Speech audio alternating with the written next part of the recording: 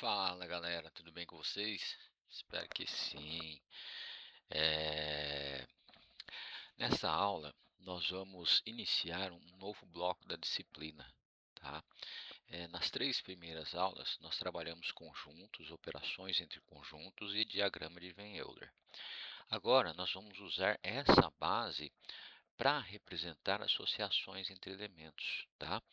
Então, a ideia central da aula é entender o produto cartesiano como o conjunto de todos os pares possíveis entre dois conjuntos. Depois, veremos que uma relação é uma seleção de alguns desses pares, de acordo com o problema analisado. Esse conteúdo é importante em computação por quê? Porque aparece em permissões de sistemas, em consultas a bancos de dados, em tabelas relacionais, em associações entre objetos, entre usuários, recursos, estados, ações, tá? Então, ao final da aula, o que você deve aprender? O que você deve conseguir fazer? Conseguir construir produtos cartesianos, interpretar pares ordenados, reconhecer relações binárias e enaias, tá? E identificar domínio, imagem e compreender a relação inversa, tá bom? Vamos em frente então? Antes de começar, vamos lembrar o que foi feito na aula anterior. Na aula anterior, nós usamos diagramas de Van Euler para representar regiões de conjuntos e resolver problemas de contagem. Ali, a pergunta principal era: este elemento pertence a qual região? Está somente em A? Está somente em B? Está na intersecção? Está fora dos conjuntos analisados? Essas são as questões. Na aula de hoje, a pergunta muda. Em vez de apenas classificar elementos em regiões, nós vamos representar associações entre elementos de conjuntos diferentes. Por exemplo, eu não quero apenas saber quais são os usuários de um sistema ou quais são as permissões existentes. Eu quero representar quais usuários estão associados a quais permissões. E para isso, nós precisamos de pares ordenados, produto cartesiano e relações, que é o que nós vamos ver nessa aula. Nesse slide estão os objetivos da aula. O primeiro objetivo é interpretar pares ordenados e compreender que a ordem faz parte da informação. Tá? A ordem importa. Depois, vamos construir produtos cartesianos. Isso significa formar todos os pares possíveis entre os elementos dos dois conjuntos. Em seguida, veremos que uma relação binária é um subconjunto do produto cartesiano. O produto cartesiano ele mostra todas as possibilidades. A relação seleciona apenas as associações que fazem sentido para o problema. Também vamos identificar domínio, contradomínio, imagem, relação inversa. Por fim, vamos ampliar a ideia para quê? Para relações enárias, muito úteis quando trabalhamos com tabelas, bancos de dados. Por quê? Porque cada linha pode ser estendida como uma tupla. Um par ordenado, ele agrupa dois elementos em uma ordem definida. Escrevemos esse par na forma de abre parênteses, a vírgula, B, fecha parênteses. Tá? Então, por exemplo, eu tenho aqui um par ordenado AB. Tá? Deixa eu pôr o apontador aqui. Eu tenho aqui um par ordenado AB. O primeiro elemento é chamado de primeira coordenada. O segundo elemento é chamado de segunda coordenada. A palavra ordenado é essencial. Por quê? Porque trocar a posição dos elementos pode mudar completamente o significado. Vocês vão ver isso quando nós posicionarmos as coordenadas em um plano cartesiano. Igualdade entre pares ordenados também segue essa lógica. Dois pares são iguais somente quando a primeira coordenada de um é igual à primeira coordenada de outro, e a segunda coordenada de um é igual à segunda coordenada do outro. Em computação, um exemplo simples é o par de usuário e permissão, tá? É, o par Ana leitura informa que Ana está associada a somente leitura, tá? Agora vamos reforçar a ideia de ordem. O par Ana leitura e o par leitura é, Ana não devem ser interpretados como a mesma coisa. Então vamos lá. O par Ana leitura e leitura Ana não devem ser interpretados como a mesma coisa. No primeiro par, a primeira coordenada representa o usuário e a segunda coordenada representa a permissão. Isso faz sentido quando queremos dizer que Ana possui permissão de leitura, tá? No segundo par, a primeira coordenada seria uma permissão e a segunda seria o usuário. A informação fica invertida. Em algumas situações, isso pode até ter interpretação, mas não é a mesma associação. Tá? Coloquem isso em mente. Portanto, em geral, o par AB é diferente do par BA. A igualdade só acontece em casos especiais, quando os dois elementos são iguais ou quando a estrutura do problema considera explicitamente essa equivalência. Agora podemos definir o produto cartesiano. O produto cartesiano de A por B é o conjunto de todos os pares ordenados em que a primeira coordenada vem de A e a segunda coordenada vem de B. Tá? Formalmente, A vezes B é o conjunto dos pares A, B, tais que A pertence a A e B pertence a B. Então, formalmente, A vezes B é o conjunto dos pares AB, tais que A pertence a A e B pertence a B. Tá? A ideia prática é combinar cada elemento do primeiro conjunto com cada elemento do segundo conjunto. Se A representa usuários e B representa permissões, A vezes B representa todas as associações possíveis entre usuários e permissões. O ponto de atenção é que A vezes B pode ser diferente de B vezes A. Por quê? Porque a ordem dos pares muda. Tá? Vamos construir um produto cartesiano com conjuntos pequenos. Considere A igual a 1 e 2 e B igual a x, y e z. Tá? Então, A igual a 1 e 2 e B igual a x, y, z. O produto cartesiano A vezes B terá pares em que a primeira coordenada vem de A e a segunda coordenada vem de B.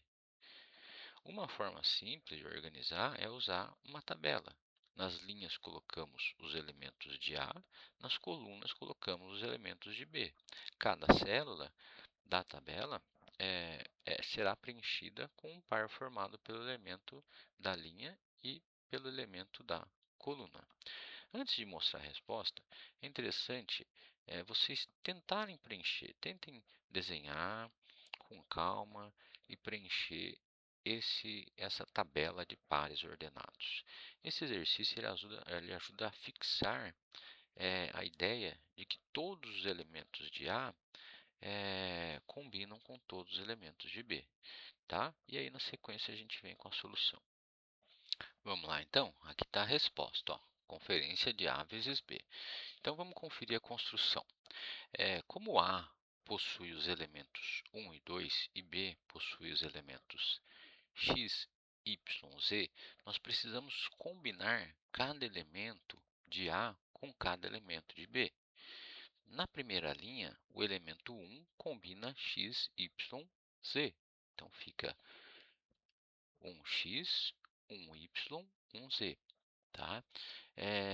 Então, aparecem esses pares. Na segunda linha, o elemento combina o x, o y e o z, da mesma forma. Tá? Então, nós combinamos aqui as duas linhas com as três colunas. Então, o resultado final é o conjunto com 6 pares ordenados. Essa tabela também ajuda a perceber por que o produto cartesiano está ligado à ideia de multiplicação de possibilidades, tá bom? Vamos lá. Quando A e B são conjuntos finitos, a quantidade de pares do produto cartesiano é dada pela multiplicação das cardinalidades.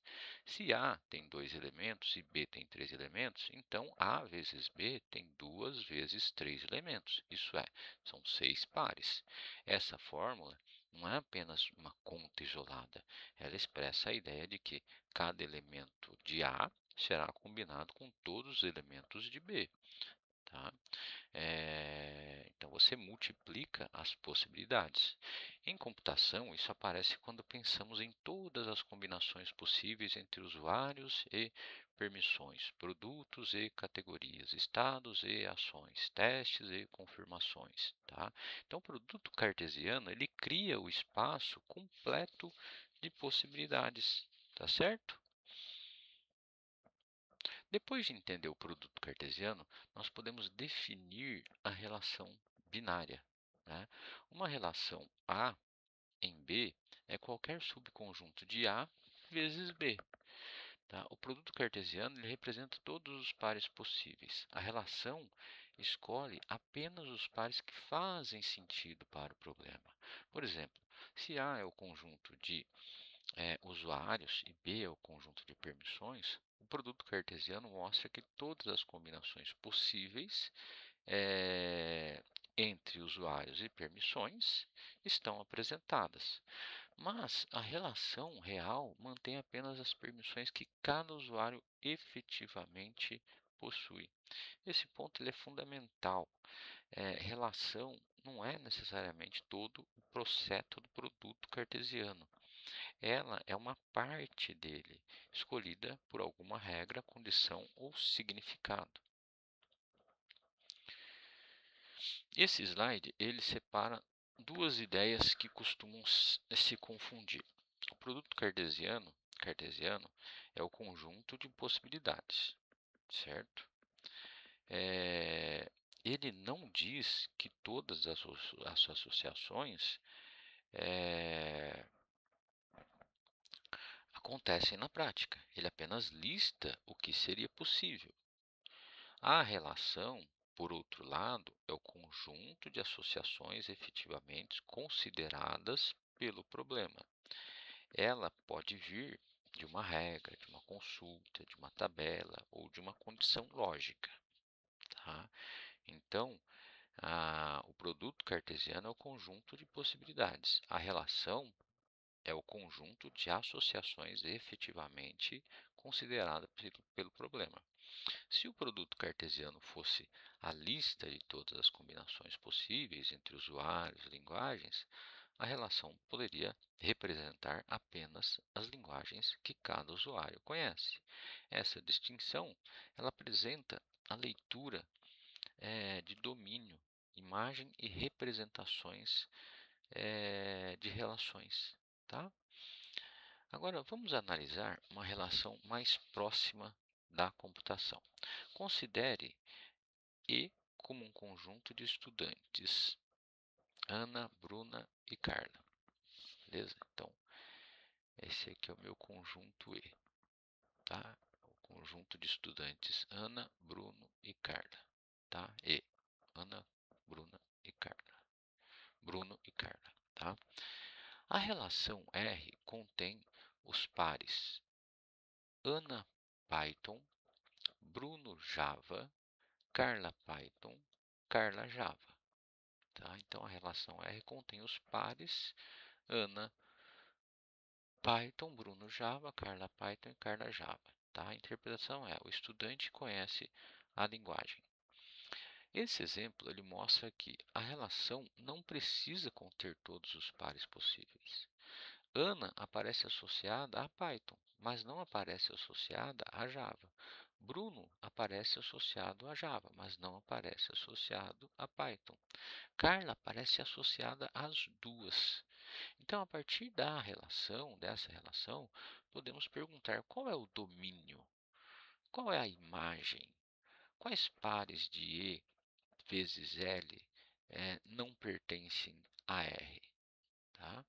Agora vamos ler três conceitos importantes em uma relação: domínio, contradomínio e imagem.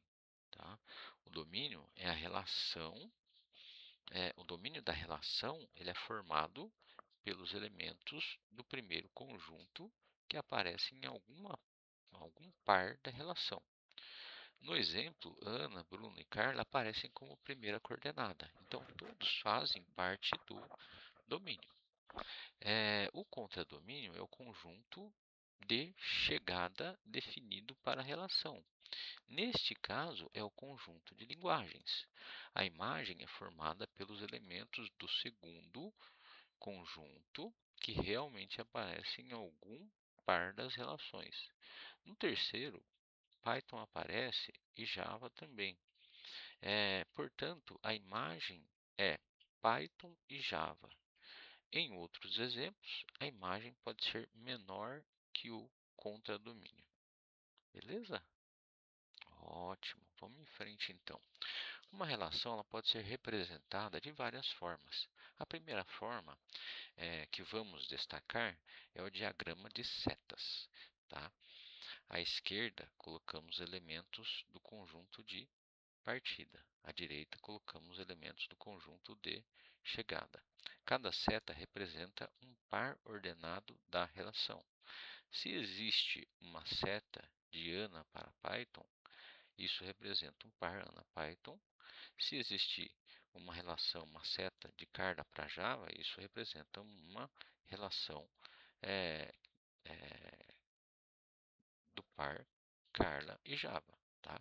Essa representação ela é útil porque permite enxergar rapidamente quais elementos se relacionam, quais são, é, quais não se relacionam, quais elementos apontam para o mesmo destino e quais destinos são atingidos. Tá legal?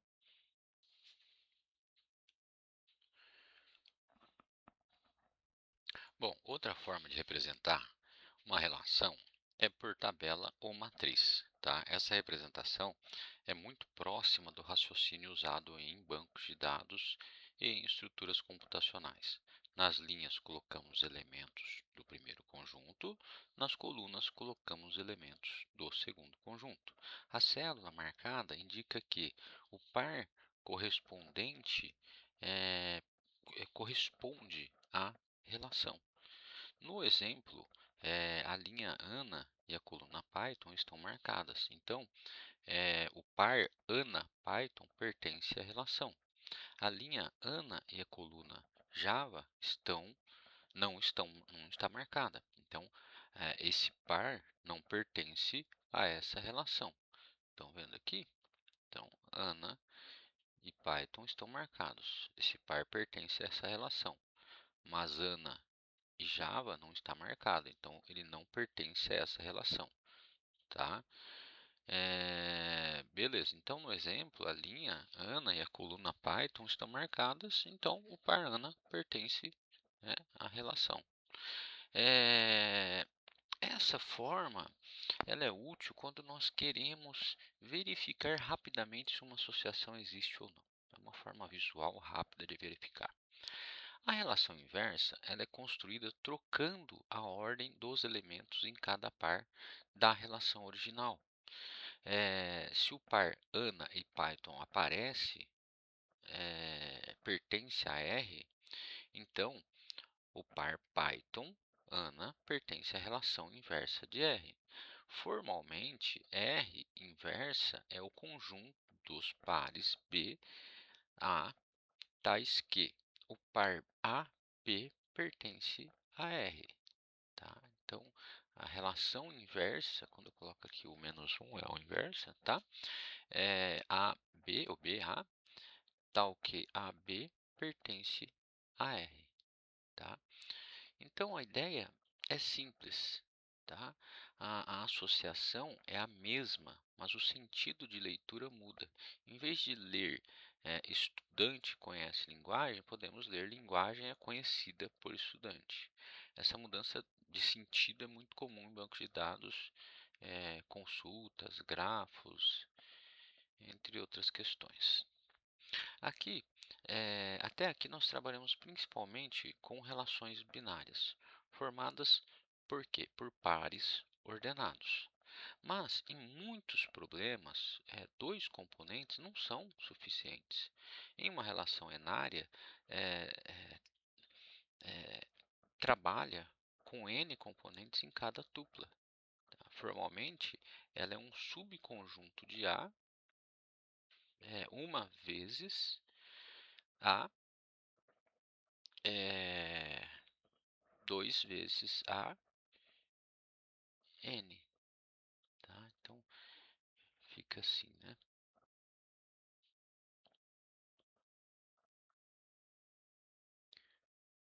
Então, A1 vezes A2 vezes 3 pontinhos A enésimo aqui, né? Qualquer número, ou seja, tá? Essa relação binária, ela pode representar usuário e permissão. Uma relação ternária pode representar aluno, disciplina e nota, por exemplo. Nesse caso, cada registro tem três informações associadas. Em banco de dados, essa ideia é muito natural. Cada linha de uma tabela pode ser vista como uma tupla. Então, a tabela inteira ela pode ser interpretada como uma relação enária, tá?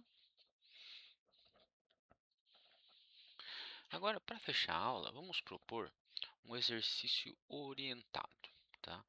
Considere A igual a 1 e B, aliás, A igual a 1, 2 e B igual a ABC. É, E a relação R formada pelos pares 1A, 1C, 2B. A primeira tarefa é escolher o produto cartesiano A vezes B.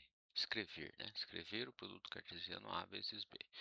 Isso deve gerar 6 pares. 1A, 1B, 1C, 2A, 2B, 2C. Tá?